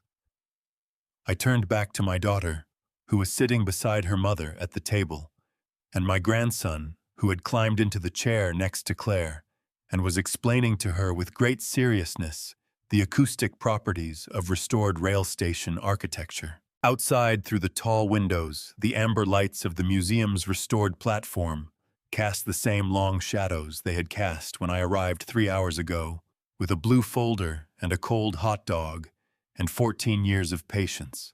The shadows had not changed, but everything inside the room had. I had not been inside the Vance Construction main offices since the Tuesday morning, in July of 2011, when I placed my access card on Victoria's desk and walked out. The building had been renovated twice. Since then, the lobby had new flooring, the reception desk had been relocated, and the elevator bank had been expanded from 2 cars to 3. But the smell of the place was the same, the particular combination of architectural drawings, coffee, and the faint metallic undertone of a building that has been full of working engineers for a long time. Smells have a way of surviving renovations that nothing else does. I arrived at 8:47. Marcus Webb was already in the conference room, seated at the head of the long table, with a cup of coffee and a stack of documents in front of him. Thomas Ellery was beside him, reviewing something on his laptop. 2 of the other independent board members' men I had seen at the dinner the previous evening were in conversation near the window. Victoria was there. She was seated near the middle of the table, and she looked like a woman who had not slept but had spent the hours of not sleeping doing something more productive than lying in the dark. She looked up when I came in and gave me a nod that carried more meaning than most conversations. "Arthur," she said, "thank you for being here." "I said I would be," I told her, and took the seat beside her. The meeting began at 9 o'clock with the precision that Marcus Webb brought to everything he organized. He opened with a formal reading of the Section 14 petition and its legal implications, then moved to the board's response. The vote on Julian's permanent removal from his executive role was 4-0 among the independent board members, with Victoria abstaining in accordance with her conflict of interest obligations as a family member. The abstention was noted. The vote was recorded. "The question before this board," Marcus said after the vote, "is the matter of interim leadership. Vance Construction employs 231 people. Projects are ongoing in 4 counties. The company cannot operate without executive authorization for any longer than is absolutely necessary." Thomas Ellery slid a single-page document across the table. "The board has the authority under the company's Articles of Incorporation to appoint an interim CEO without a shareholder vote, provided the appointment is ratified within 90 days, he said. "I have prepared the appointment documentation." The name at the top of the document was Marisol Vega. Marisol Vega had been Vance Construction's Director of Operations for 6 years. She was 44 years old, a licensed professional engineer with a background in infrastructure project management, and she had spent the previous 6 years building the operational systems that kept the company's fieldwork running with a precision that Julian had taken credit for without ever fully understanding. I had reviewed her professional record as part of the audit preparation. She was the most qualified person in the building for the role, and she had not been given it years earlier because Julian had understood correctly that a competent director of operations was useful to him, and a competent CEO would not be. The board voted unanimously to appoint her on an interim basis. Raymond Clark, who had joined the meeting as an observer at Victoria's request, made a note in his portfolio and said nothing. By 10:30, the meeting had moved to the regulatory and legal implications of the audit findings. Thomas outlined the notification obligations to the Pennsylvania State Infrastructure Grant Office. A formal disclosure was required within 5 business days of the identification of potential grant fraud. That disclosure had already been prepared. It would be filed by end of business that day. "Federal involvement," Marcus said, looking at Thomas. "What is the timeline?" "The U.S. Department of Justice has a standard referral process for state-identified construction grant fraud involving federal funding components," Thomas said. "Given that the Hawthorne Rail Museum Restoration Project received a portion of its funding through a federal transportation enhancement grant, the matter falls within federal jurisdiction for the purposes of the fraudulent payment investigation. I expect a preliminary inquiry within 2 to 3 weeks. A formal investigation notice will follow." Marcus nodded. "And Julian's personal assets." Thomas Ellery filed the companion civil petition yesterday evening simultaneously with the trust petition, Raymond said from his seat. "The court issued a preliminary asset preservation order this morning. Julian's personal bank accounts, his investment accounts, and the lake property in Erie County have been frozen pending the outcome of the civil proceedings. I had known the asset preservation order was coming. Knowing it and hearing it stated formally in a conference room were different experiences. I looked at the surface of the table and thought about a Tuesday morning 14 years ago, and a cardboard box and a compass rose pin. I thought about the server archive and Raymond's handwritten card, and the 4 months of documents that Deborah had organized with the efficiency of someone who understood that the filing system was the foundation of everything else. I thought about a paper tray with a cold hot dog in it, placed at my seat, by a man who had believed until 9 o'clock the previous evening that the room was his. Arthur. It was Victoria's voice quiet beside me. I looked up. Are you all right? She asked. It was. I realized this first time in 14 years that she had asked me that question, and meant it as something other than a social courtesy. I considered it with the seriousness it deserved. Yes, I said. I think I am. My phone vibrated on the table. A message from Leo. I read it once, set the phone face down, and returned my attention to the meeting. I would call him back when the board had finished, but I knew from the 3 words he had written that the conversation I would have with him later would be one of the harder ones. Not because of anything he had done, because of what he was about to do and what it was going to cost him to do it, and the fact that it was the right thing regardless of the cost. The 3 words were, I filed today. The weeks after the Father's Day dinner did not move quickly. That is the thing that surprises people about consequences, not their severity, but their pace. Justice does not arrive the way it does in the stories people tell about it. It does not arrive in a single dramatic moment that resolves everything cleanly and allows everyone to go home satisfied. It arrives incrementally in the form of letters from attorneys and scheduled hearings and documents that require signatures and phone calls that last longer than anyone expected. It requires a particular kind of patience from the people who have been waiting for it. I had been practicing that patience for 14 years. A few more months did not trouble me. The formal notice from the United States Department of Justice arrived at Thomas Ellery's office on July 8th, 22 days after the Father's Day dinner. It confirmed the opening of a federal investigation into grant fraud related to the Hawthorne Rail Museum restoration project, citing payments made to entities that could not be verified as legitimate business organizations under federal contractor registration requirements. Thomas called me when it arrived and read me the relevant paragraph in his unhurried way. I thanked him and returned to the audit addendum I had been preparing for the federal investigators. Julian entered plea negotiations in August. In late September, he pleaded guilty to 2 counts of federal grant fraud and 1 count of wire fraud. The sentencing hearing was held in October. I did not attend. I had said everything I needed to say in a 217-page report. Thomas called me afterward. 18 months of home confinement, Thomas said. 3 years of probation.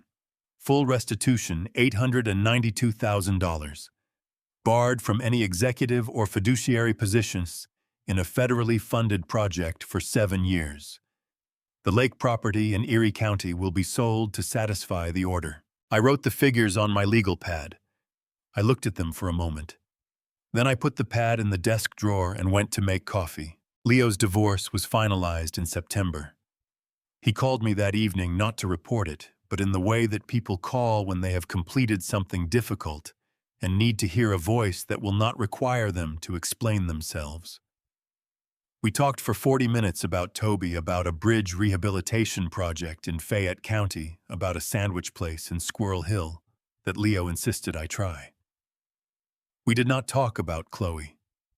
There was nothing left to say that the court documents had not already said more precisely. Claire came to Pittsburgh in August and stayed for a week. On a Thursday evening, we had dinner alone near the river. She asked me whether I ever thought about what the last 14 years would have looked like if the truth had surfaced sooner. Yes, I said. I think about it, But I also think I would not have built what I built on Grant Street. I would not have had 14 years of work that is entirely my own. She looked at her coffee. Is that enough to make it worth it? No, I said. It is not enough to make it worth it, but it is something real that exists because of it. And I have learned over a long time to hold both of those things at once. She nodded the nod of a person who is not yet entirely convinced, but is willing to keep thinking about it. That was the most honest response either of us could have given. Marisol Vega had Vance Construction's compliance systems rebuilt by the end of August. The board ratified her permanent appointment as CEO in September unanimously. In the first week of November, a letter arrived on Hawthorne Rail Museum letterhead. The museum wished to establish a research laboratory in the East Wing and to name it in recognition of the acoustic resonance methodology formally reattributed to Arthur J. Vance. They requested my presence at the dedication ceremony on December 14th. I read the letter twice. Then I walked out to where Deborah was updating the quarterly filing index. Keep the 14th of December clear, I said. She looked up. What's on the 14th? Something I have been waiting for, I said, for a very long time. The 14th of December arrived quietly. Gray winter light pressed through the curtains of my apartment. Grant Street was already moving below the ordinary rhythm of a city that does not pause for anyone's significant days. I made coffee, stood at the window, and let the morning be what it was. I put on the same suit I had worn to the Father's Day dinner. It seemed right. The drive to the Hawthorne Rail Museum took 23 minutes. The parking lot was nearly full. I sat in the car for a moment before getting out, not to compose myself, but because I had learned over 61 years that some moments deserve a pause before you step into them. Leo was waiting at the east entrance with Toby beside him. Leo wore a dark wool coat I had not seen before, the kind a man buys when he is beginning the chapter that comes after the hard one. Toby was in his navy blazer. He crossed the lot the moment he spotted me, covering the distance with the directness of a child who has not yet learned to wait for adults to close it themselves. Grandpa Arthur, he said, falling into step beside me. Dad said there is going to be a plaque. There is, I said, with your name on it. With my name on it. He considered this. Is it weird to have your name on a room? A little, I said. The good kind of weird. He nodded and held the door open for me with the careful formality of a child who has been taught that some gestures matter. The laboratory occupied what had once been the museum's secondary exhibition hall, 4 workstations, a demonstration wall for acoustic testing equipment, 2 display surfaces for material samples, and a full reference wall along the south side. It was not large.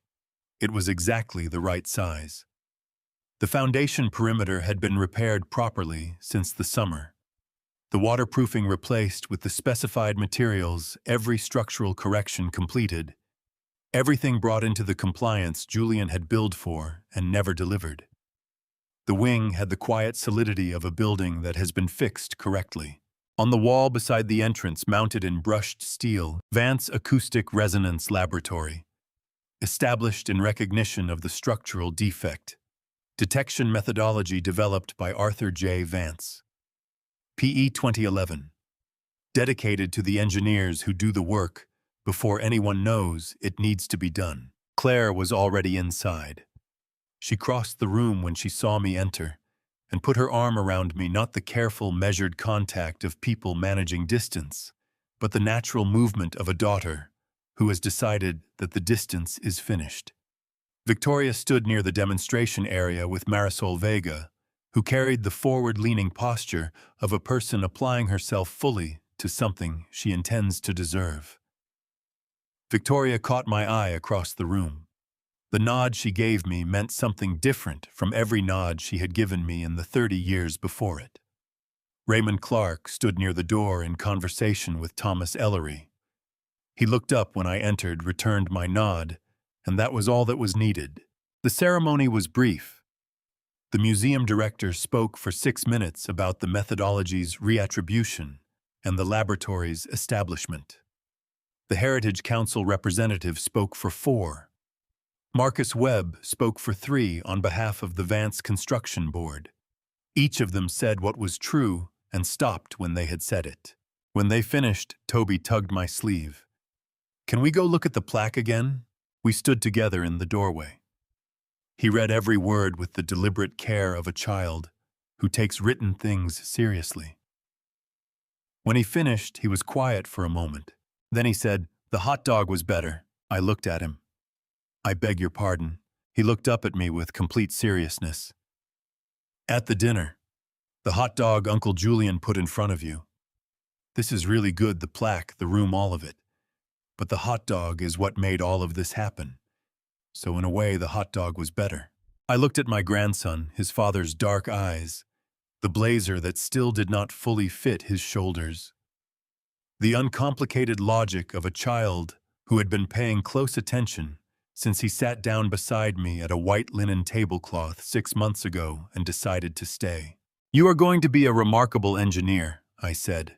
"I know," he said with the complete confidence of someone who genuinely does, and turned back to read the plaque one final time. Leo appeared beside me. He placed his hand on my shoulder, one firm, deliberate press, and then let go and went to stand next to his son. I reached out and touched the edge of the plaque once briefly, the way you touch something you want to confirm is real. It was cold and solid and exactly where it was supposed to be. Looking back at this intense saga of family drama revenge, I realized that while justice was ultimately served, the price our family paid was far too high. If there is one thing I learned from this bitter journey of family stories, revenge, it is that silence is a dangerous currency. I spent 14 years waiting, suppressing the truth to protect the peace, but a structure built on a fractured foundation will always collapse. Don't be like me. Do not let your patience become an open invitation but for toxic people to walk all over your life thinking you have no teeth. Speak up before the erosion consumes everything you love. In the grand blueprint of life, I truly believe God does not build traps. He merely gives us the tools of truth to tear down the walls of deceit. This wasn't just a petty act of family drama revenge. It was the inevitable enforcement of structural compliance. Blood may define your origin, but integrity defines your survival. In the end, this dark chapter of family stories, revenge proved that truth is the only architecture that stands the test of time. If you love these deep, sophisticated breakdowns of real justice, please comment your thoughts below, share this video, and subscribe to the channel for more powerful content.